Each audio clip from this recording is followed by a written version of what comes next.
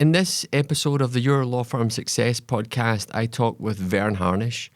For those of you who haven't heard of Verne, he is a world-renowned author, speaker, keynote speaker, leader of a number of businesses which are all connected with successfully scaling up and growing your own business. I actually first came across Verne when I read Scaling Up, the book, which contains a number of very, very practical examples as to how you can implement practices to grow your own business. What I didn't realise at that time was it's actually the second book in a series, the first one being Mastering the Rockefeller Habits. Although this episode isn't focused specifically on the workings of a law firm, it does contain a number of very, very handy practical tips and changes that you can implement in your workplace to grow your professional services firm. It's done in a slightly different style, and I was on holiday, and Verne's wanted it to do it immediately, so it was done over Teams, so the sound and picture quality isn't quite at the standard of what we've done previously, but I hope you enjoy it nevertheless. Verne, thank you very much for taking the time to speak to me. Glad to talk to you. I found your book, Scaling Up, to be invaluable. A fairly intensive book with a lot of practical assistance, but I've referenced it a number of times on LinkedIn. And when I did so, you came back to me and said that the legal sector was one that you were potentially interested in, or potentially interested in doing a similar book on. Is that right? Yeah, we are, in fact. We're doing a book, Scaling Up, for law firms, but it's really, Stephen, going to be based more on my first book, Mastering the Rockefeller Habits, which, by the way, was re-released literally today. Oh, really? Yeah, the 2024 edition. I've updated it. It's the 22nd anniversary edition because it's a book, I think, that's more appropriate for professional services firms. And it really gets at the fundamentals of what it takes just to organize people to get stuff done. And that's why all the organizations at some level are the same, because we're just trying to get people kind of organized to deliver a service, in this case, legal service to a client.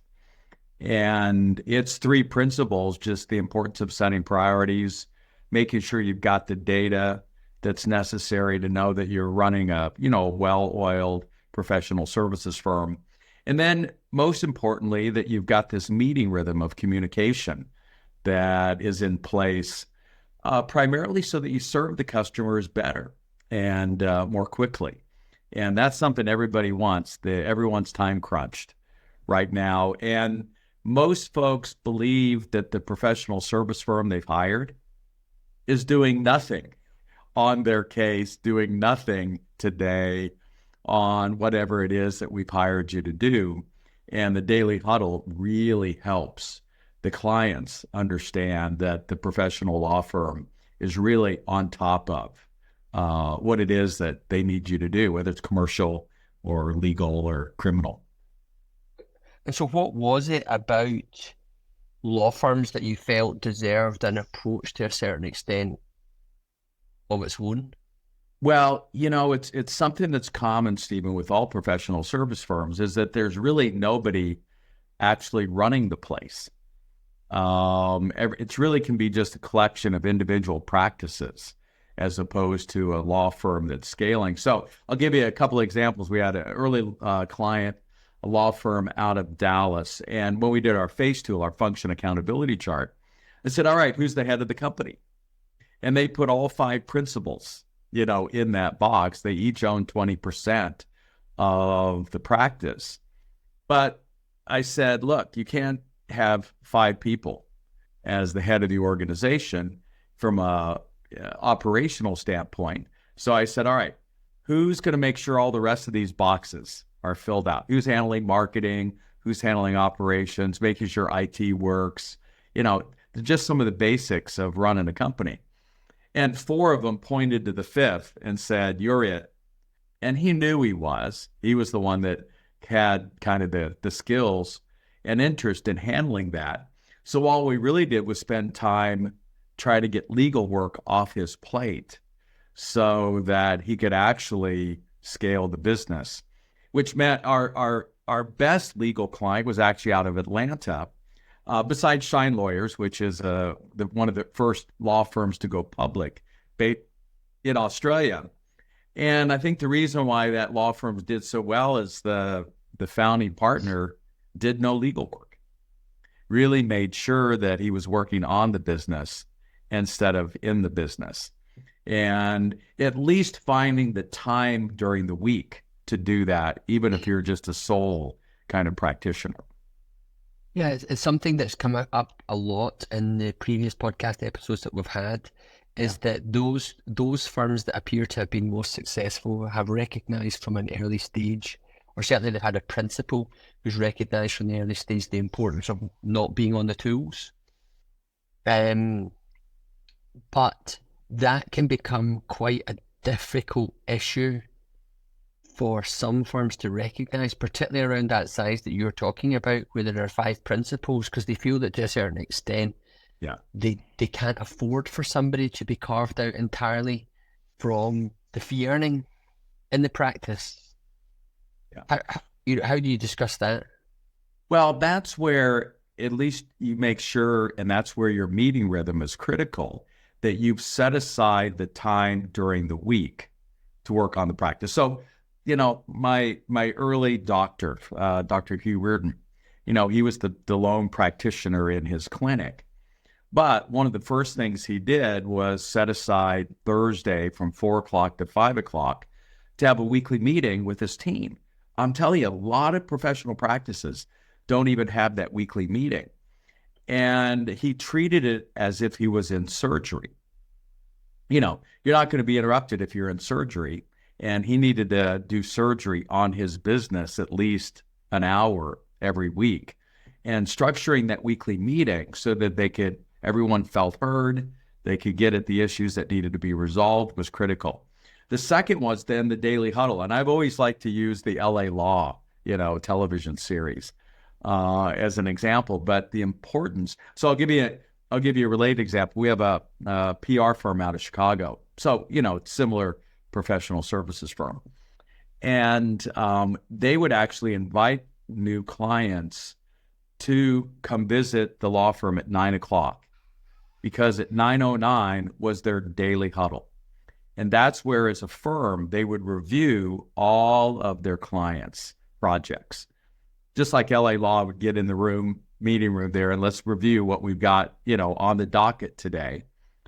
And by going around in about 10 minutes and reviewing, what's up with that project, if anything, today, what are any of the metrics, primarily costs associated that we're going to spend on the project that day. And most importantly, where is anyone stuck in being able to move this case, this project, this, contract forward, and reviewing those stocks every day. First of all, when clients saw that was their biggest sales engine. They said, wow, you're on top of our case every day. Even if there's nothing that's going to happen today, I know you've thought about us. And number 2, if there's anything that's got you guys stuck in the next 24 hours, let's get it resolved now instead of waiting till we find out a week or weeks from now that there was just a misunderstanding or miscommunication. So that fundamental meeting rhythm is what really allows you to run an effective organization. And that just takes an hour plus another 40 minutes, so something just under 2 hours a week. You add to that then an hour for marketing. And that was the big thing Regis McKenna taught Steve Jobs, Intel, Genentech, and me when I had just started the Association of Collegiate Entrepreneurs to set aside an hour, mine's 10 o'clock Eastern, every Monday, to really focus on what are the things we've got to do to market because we run a professional services firm as well. And so just setting aside those fixed times that you protect in your schedule is really, that's all that's necessary. Even if you're a sole practitioner, in being able to move the organization forward, you've got to invest those few You know, a way to think about it, Stephen, it's the old Stephen Covey, sharpen the saw. You know, you're whacking away at the tree for 4 hours. You got to stop for a few minutes and sharpen the saw. So the next 4 hours or 8 hours are going to be much more effective. And so if that's all that's required, you're underselling your book somewhat. What's that? If that's all that's required is basically to have a regular meeting rhythm and daily huddle, then you're underselling your book somewhat. I mean, I think... Well, but when you're a very small law firm, you don't have a lot of people. You know, it's a different dynamic if you have 8 total employees versus 80 or 800. Like Sign Lawyers, again, is a client of ours from way back when. They're a public company, public law firm in Australia with offices all over the country. That's a different scale than having one office and you're a sole practitioner. So that's why I like to start everybody on mastering the Rockefeller Habits. It's really book 1. And then if you feel like you're ready to graduate, go to Scaling Up, which is Rockefeller Habits 2.0. And so for those who, it's been interesting because in every single episode that we've done so far, I think we have covered a number of books. Yes. We've talked about Traction by Gino Wickman, which is interesting, and The E-Myth Revisited by Michael Gerber, which is a very interesting book, which, at the outset, in terms of the people, talks about what you mentioned there, which is that people go into these businesses, particularly professional services businesses, as technicians, as practitioners, and then they've also to become the entrepreneur as well as the manager. Yeah. And I think within smaller law firms, that's, it's definitely a major issue for growth. So the Rockefeller Habits, we can now add this to our book list that we could recommend. Could you give me just a quick outline of that and why you're really releasing it and what it would mean to the owner or manager of a small law firm? Yeah. Well, by the way, Gino Wickman, who wrote Traction, was an early client of ours in his previous company using the Rockefeller Habits to scale. He then became one of our Rockefeller Habits coaches. Right. So EOS has just watered down Rockefeller Habits, except he claimed to simplify it by getting rid of the daily huddle. The one thing EOS de-emphasizes is the importance of the team taking a few minutes every day and syncing up. But if you want to move faster, you want to pulse faster. And if you can uncover the constraint in the next 12 hours, then it's less likely to get bigger issue a week from now at your weekly meeting. And so the 3 original Rockefeller Habits really got at, if you don't feel like you're achieving everything that you thought you could achieve, it's 1 to 3 things. 1, priorities. You're working on too many, or you're working on the wrong priority. And you haven't been clear when you wake up this morning, what is the most important thing everyone on the team needs to accomplish today? That was what Ivy Lee taught John D. Rockefeller, Charles Schwab, and all of the great titans of industry, is that fundamental. And you can't wait weekly. It's something you've got to do daily. The second is the only way for you to know what it is that we need to work on next is to have the data. For instance, do we really know the profitability per, client that we've got? Do we have accurate accounting? We find out the second biggest weakness in all these firms is accounting. They have a statement at the end of the month, but they really have no idea where they're making money and not making money. And when you don't have good data, it's hard for you then to make great decisions. And then you can have the data, but if you don't get in the room and talk about it, I think what's interesting is Homo sapiens, we've been around for a couple 100,000 years. We've had the spoken word for 100,000 years. We've only had the written word for 5,000. We've only had Excel spreadsheets for 50 years. So I know what we're much more highly developed if we want to survive and thrive, and that is to talk things through. And the more you can up the talk time, even if it's that 8 minutes every morning, looking at the data that matters, then everybody's going to make better decisions. So those are the 3 Rockefeller habits. Now, in there, we have our one-page strategic plan that we're well known for. We have our function accountability chart that has all the functions that a business must have, even if you're outsourcing it. Even if you're the lone practitioner, it's your name in every one of those boxes. And all you're trying to do is figure out which one you're going to give away next that you can delegate to somebody better than you. So we still have all those people, strategy, execution, and cash conversations in there, but those are the 3 fundamental Rockefeller habits. Okay. And so in terms of applying them to the legal sector, Yeah. the priorities, they're different depending on whether it's client priorities or business priorities. The data depends on the information that's been put into the case management or practice management system. That's right. And the talking and increasing the talk time is dictated to a certain extent by what you've agreed in number 1. The thing that we often find with, and I'd be interested in knowing a bit more about this in relation to where you work, in North America primarily, is does the billable hour feature as much as it does in the UK in terms of pricing?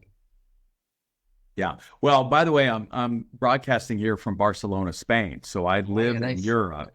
Oh, do you? And okay. Yeah, we have 273 partners on 6 continents. So we're working on all 6 continents in any one day. Right. And so, I had no idea. Yeah, that's why I mentioned Shine Lawyers out of Australia. What's interesting there is law firms can actually go public. And we feature them quite prominently, as well as a few other law firms in scaling up as well. But ask me your question again about the UK from a pricing perspective. In the UK, and one of the subjects that comes up a lot is the billable hour. Yes. And pricing and billing and measurement done on the basis of time and the sort of leverage of human capital. In many, many industries, that's not the case. And professional services is one, and particularly legal services is one which it remains a real strong feature, which I imagine makes it quite different from some of the areas that you would work in because of that unit of time. Yes. How do you find that impacts the ability of firms to prioritize both in terms of their clients, but also in terms of their business? Yeah.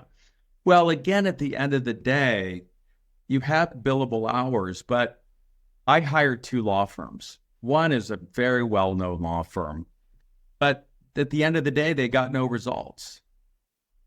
So I went with a smaller firm that had a better reputation, who could bill me higher hourly rates, but actually got me out of the lawsuit. Mm-hmm. Where the other law firm, big, powerful, I know because they were not communicating internally that they totally messed my case up.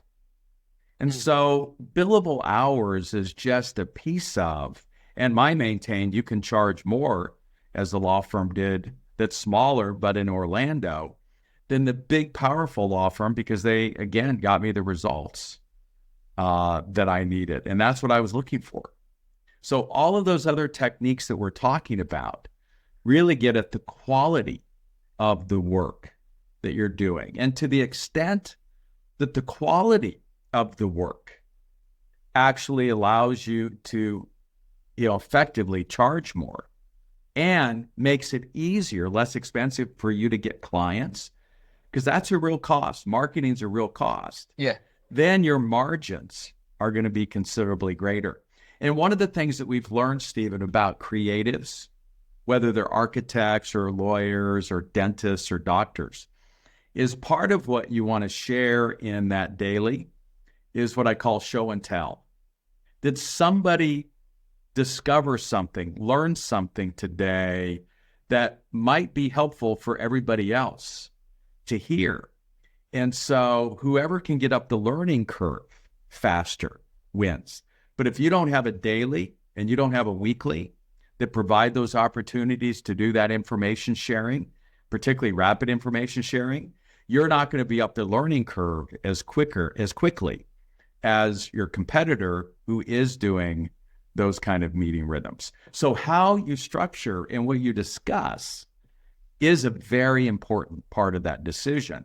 But again, Michael Gerber just says, get systems in place. He really doesn't describe, and he's a good friend of mine. I give him credit for the idea that we need to work on the business, not just in it, even if it's for a few hours every week.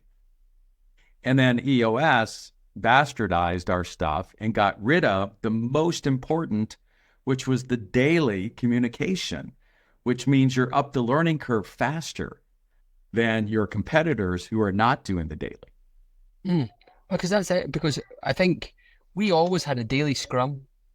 We didn't call it huddle, we had a daily scrum. And then it became particularly useful during COVID. It was a real way of communicating with one another, seeing each other's faces. And recently it's something that's dropped off together with the weekly sort of team-wide meeting. And I'm really thinking, right, we need to get back into doing that, because you're right, it allows you also to get a sense of how people are feeling, people are feeling about their business, how people are feeling about their jobs, etc., or their work. Shine, in the UK, we have a number of examples of publicly traded companies, publicly traded law firms as well. Yeah. What examples do you think you can take of Shine doing things particularly well that resulted in their growth that other smaller firms could adopt more readily, or seem reluctant to do so? Yeah. Well, let me go back, by the way, to the daily. On one thing we've learned is to shut the video off on Zoom. The most important thing is for people to hear and to speak.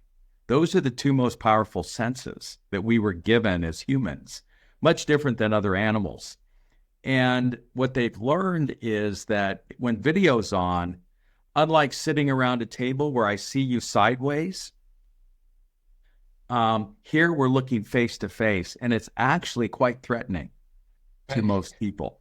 Yeah. And so there was some real, again, powerful research that we've reported on, our competitors are unaware of just the subtleties around Zoom.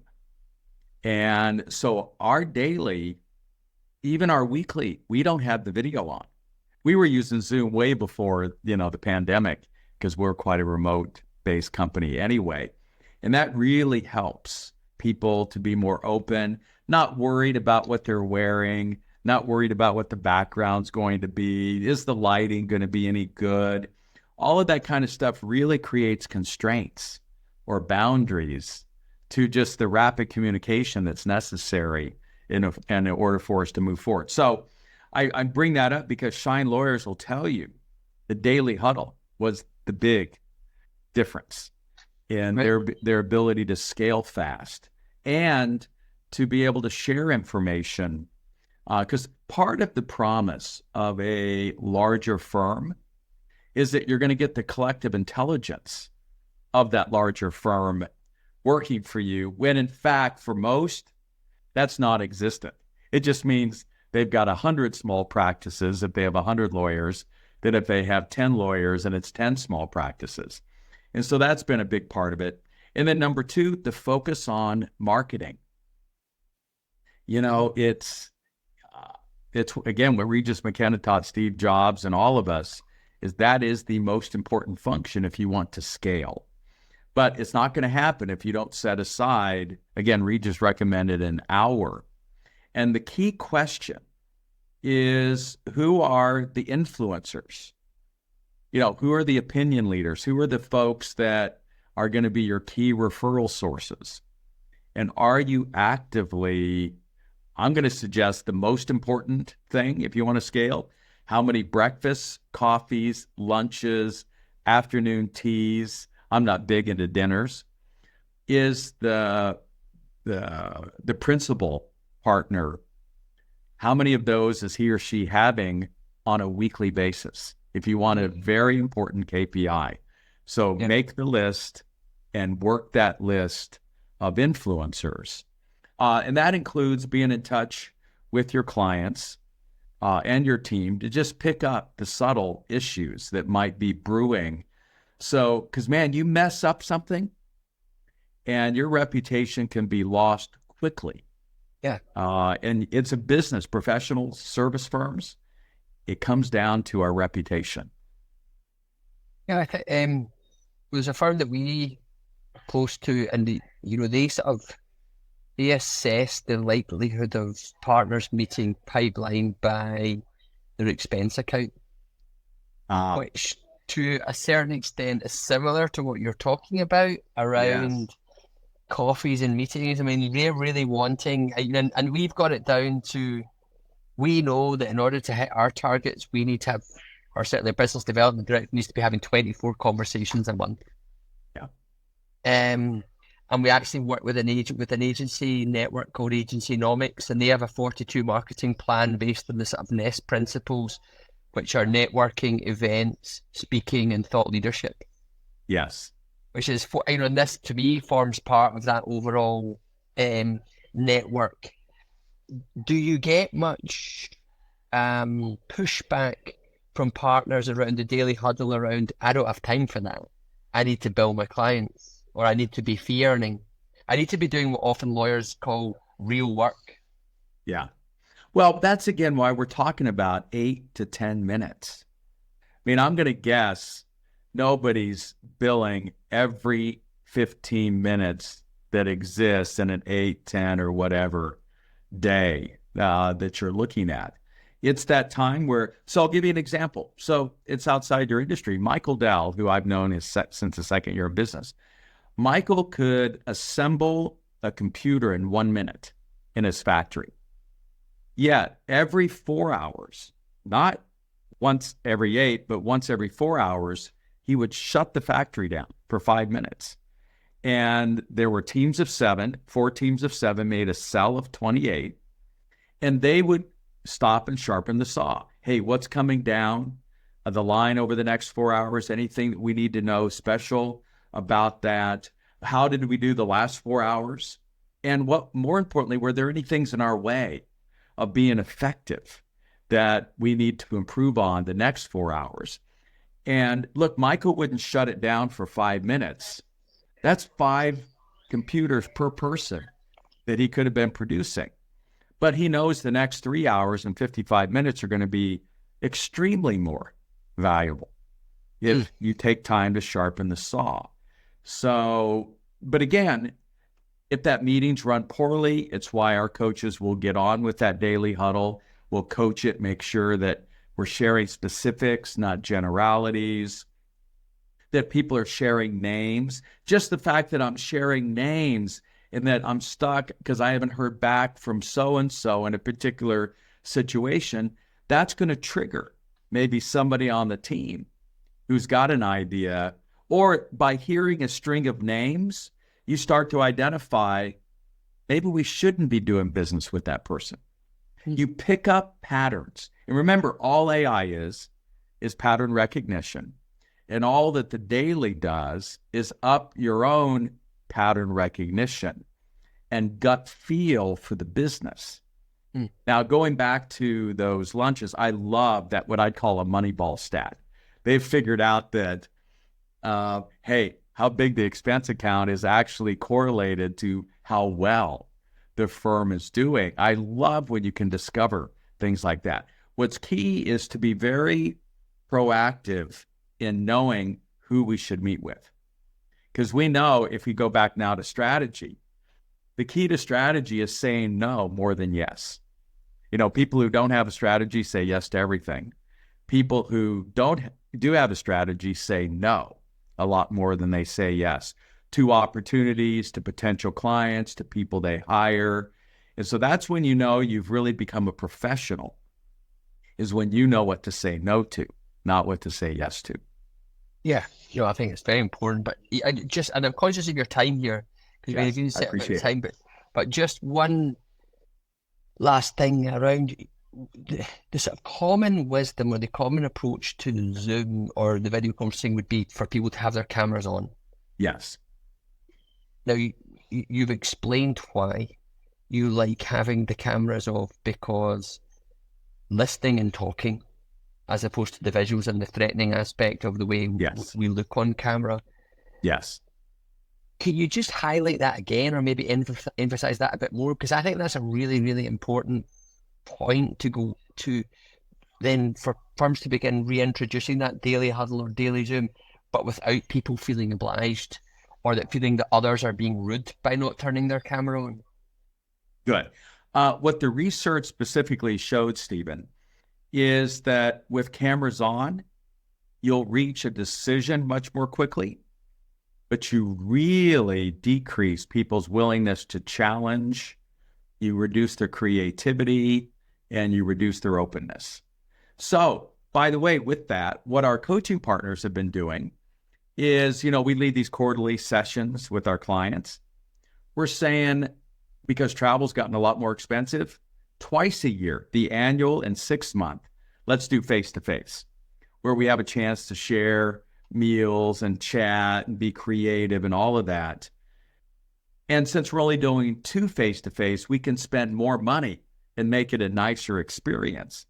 And then what we'll do in the other 2 quarters is we'll do those over Zoom, where we just need some quick decisions made. We don't really need a whole bunch more creativity and all of that stuff. We just need to get down to business and make some decisions.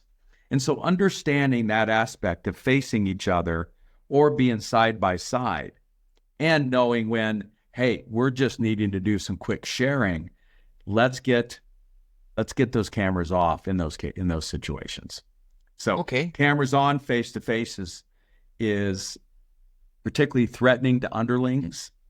They're less likely to be open about a situation that needs to get surfaced. And remember, as the leader, you're always the last one to know. With cameras off, we're willing to be much more open, and we're going to hear what folks are saying better. Okay, brilliant. Thank you very much. You got Thank you very much. Thank you very much for your time. And we look forward to reading if Scaling Up's coming out again with more professional services sector, but I'll be putting in the notes around the Rockefeller Habits and its re-release, and I'll certainly be ordering my copy. Yeah, again, out today, literally, is the new edition. All right. Well, best of luck. Thank you so much. Thank you very much. Cheers, bye. So thanks very much for listening to today's episode. I hope you enjoyed it. I hope you're enjoying our content. We'd be delighted to hear any feedback that you have. You can find out more about the Your Law Firm Success podcast at mltdigital.co.uk/podcast. Please subscribe. Please share with your friends. Please share with anyone who you know that you think would be interested.